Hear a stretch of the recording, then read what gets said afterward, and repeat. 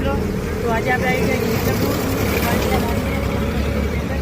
મિત્રો સંજુભાઈ એક આપણે દિવાળી ઉપર ચાલુ કર્યું છે ટેકા પણ ફટાકડા લાવ્યા છે.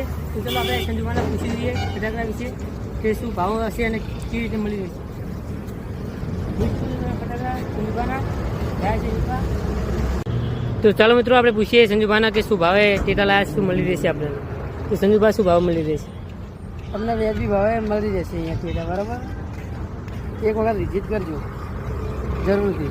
કે સારા અને મસ્ત મળશે ટેટા. ને મિત્રો તમે જોઈ શકો છો એવી ફૂલ જરી મળશે, ભાવ મિર્ચી બમ મળશે તમને.